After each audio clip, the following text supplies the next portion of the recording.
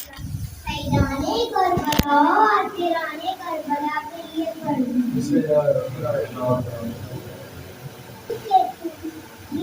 और पूरे फातिहा मेरी जाती अम्मा सैयदा नस्लीन बीबी और दादा अबू सैयद असगर और आगा में गहरत आपकी मम्मा के लिए और कुल मोमिनीन और मोमिनात के लिए पढ़ दीजिए ऐसे का कोई पढ़ने वाला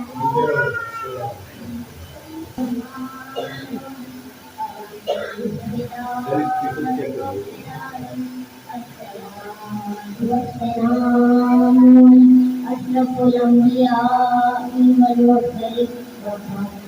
सय्यदना अबुल कासिम मुहम्मद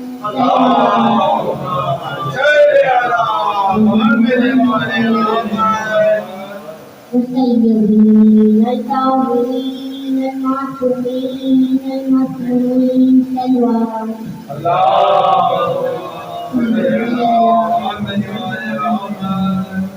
تبت يدا أبي لهب وتب ما أغنى عنه ماله وما كسب سيصلى نارا ذات لهب وامرأته حمالة الحطب في جيدها حبل من مسد سلوان صل على محمد وآل محمد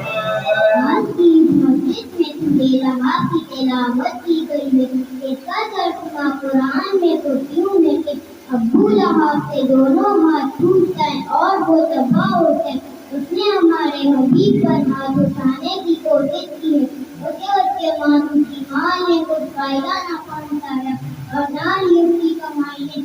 غریب کو چولو والی آگ میں صاف کرے گا اور اس کی کھبی دارت بھی دکان سے دار تکیوں کا بول سر پر اٹھائے بھرتی ہے اور ہمارے حبیب کے دردوں کو ختم کرنے کے لیے رات کو ان کی راہوں میں بٹھا دیتی ہے اس کے گلے میں کپور کی سہال کا وہی رکھتا ہوگا اس سے وہ کانٹوں کا دھکا باندھتی ہے اللہ پاک اس صورت میں ابو لہب اور اس کے ساتھی انسانوں سے نفرت کا اظہار فرما رہا ہے صلوات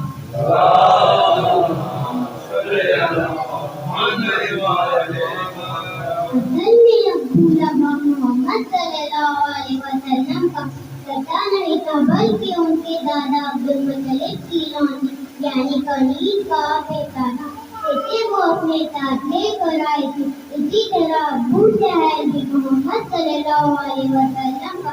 چچا نہیں تھا کیونکہ اس کا تعلق قبیلہ قریش سے تھا اور سب محمد صلی اللہ علیہ وسلم نام کی تبلیغ کے لیے باہر جایا کرتے تو عرب کے لوگ انہیں پتھر مارا کرتے جس کی وجہ سے ان کے ٹیٹیاں مبارک سے خون نکل کر پاؤں تک پہنچتا تھا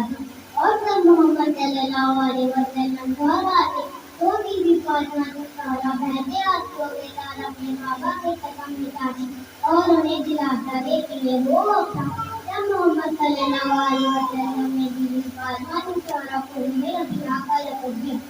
اور سب اسلام کے دشمنوں نے محمد صلی اللہ علیہ وسلم کو زہر دے کر شہید کر ڈالا اور ان کے تنازع میں بھی شرکت نہ کی محمد صلی اللہ علیہ وسلم کے دنیا سے رخصت ہوتے ہوئے ان کی اکلوتی اور لاڈلی بیٹی فاطمہ کے سہرا پر مسائل کھائے گئے اس کی وجہ سے ہر معصومہ بی 18 سال کی عمر میں ہی دنیا سے رخصت ہو گئے ان سارے منافقوں نے ان کے ساتھ بیٹے حسن کو بھی نہ چھوڑا ان کو سودا بنت اسد کی عورت کے ذریعے زہر دلوایا جب زہر کا اثر شروع ہوا کھائے میرے مولا حسن کے کلیجے کے باہر تک ٹکڑے ہوئے انہوں نے وصیت کے لیے اپنے بیٹے قاسم کو بلایا اور اپنی وصیت کا تعویذ بنا کر قاسم کے بازو میں باندھ دیا اور کہا بیٹا قاسم جب کربلا میں تمہارے جیسا حسین پر مشکل وقت آئے یہ تاکہ تمہیں کھول کر دے دینا، اس سے تمہاری اور تمہارے سزا کی مشکلات آسان ہو جائیں گی۔ ہائے میرا مولا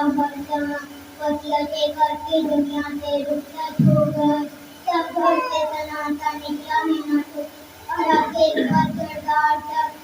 بدکردار اور بے حیا بیٹی نے ان کے تنازع پر پہلا تیر چلایا اور کہا یہ میرا گھر ہے، میں حسن کو یہاں دفن ہونے نہیں دوں گی۔